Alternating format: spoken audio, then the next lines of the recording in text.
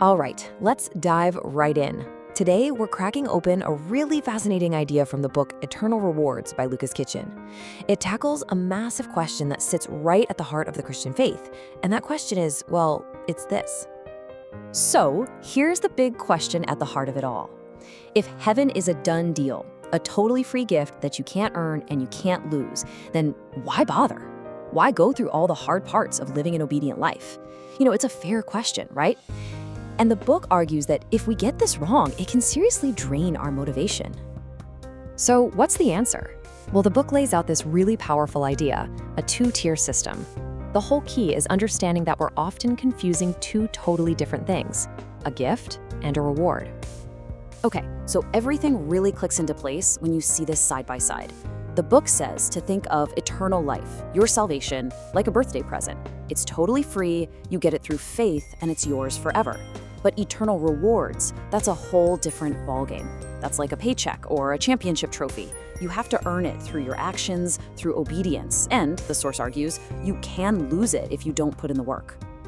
And this isn't just some new idea. The author actually points back to the original Greek of the New Testament. The word we often see as reward is misthos. And here's the kicker. Misthos never means a free gift. It means wages, pay, something you are owed for a job you've done. It's a paycheck, not a present. Okay, so that naturally leads to the next big question, right? When is payday? When does this all happen? Well, the source points to a specific event in the future that it calls Heaven's Performance Review, biblically known as the judgment seat of Christ. Now, this is absolutely crucial to understand. This event isn't about figuring out who gets into heaven and who doesn't. For believers, that's already settled. This is way more like a performance review at the end of your career. It's a life appraisal where your work on earth is looked at for one specific reason, to hand out rewards. And, this whole concept is pulled straight from the Bible. Take a look at this passage from the Apostle Paul. Did you catch that key part? You can suffer loss, as in lose a reward, but still be saved. To make this crystal clear, the author uses this really powerful construction project metaphor. So let's break down this analogy, because it's a great one. Think of your life as a construction site. When you do good things for the right reasons, it's like you're building with top-notch materials, gold, silver, stuff that lasts. But if you're lazy or your motives are selfish, it's like building with cheap, flammable stuff, wood, hay, straw. Then, on Judgment Day, a fire tests the quality of everything you've built. The good stuff, the gold and silver, it survives, and you get a reward for it. But the cheap stuff, it burns right up, and you lose that reward. The builder, that's you, is safe, but you might walk away with nothing but the smell of smoke on your clothes and nothing to show for your work.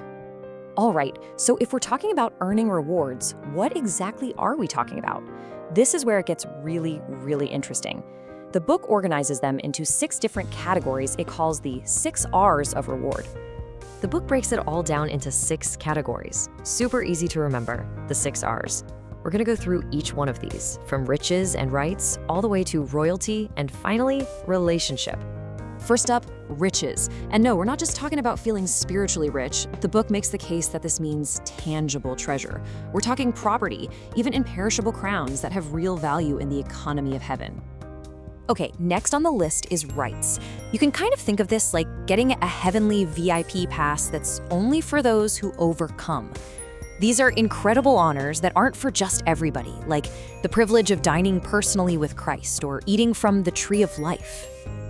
Then we've got recognition, and this is a big one. This is all about getting public praise and honor from God Himself. The book points to verses where Jesus promises to openly acknowledge His faithful followers, confessing their names right in front of the Father and all the angels. The 4th R is regalia. Now, that's just a fancy word for the symbols of royalty. According to the source, this includes things like special white garments given to those who are worthy, and even getting a divine marking, Christ's own new name written on them. Let's move on to royalty. And this isn't just about wearing the cool clothes. This is about actual, real authority. The idea here is that those who are faithful on earth will be given real positions of leadership in the kingdom to come, ruling alongside Christ. And that brings us to the last R. And honestly, the book argues it's the one that matters most, relationship. It says the ultimate prize, the thing that makes all the other rewards even worth having, is a deeper, closer, more intimate fellowship with God. And this really gets to the heart of the whole thing. The book brings up this incredible verse where God himself tells Abraham, "I am your reward." So you see, the riches, the royalty, the recognition, they're all just different flavors of the real prize, which is more of God himself. Okay, so why does any of this matter?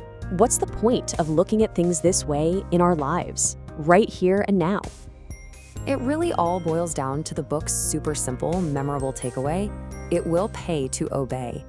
This whole framework gives us a powerful, eternal reason to live a life of obedience. It stops being a chore and starts being a worthwhile investment with an absolutely incredible return. So I'll just leave you with this final thought to chew on. This whole idea completely reframes the journey. It suggests that getting the free gift of salvation isn't the end of the race. So, what if your eternal life is just the starting line, not the finish line?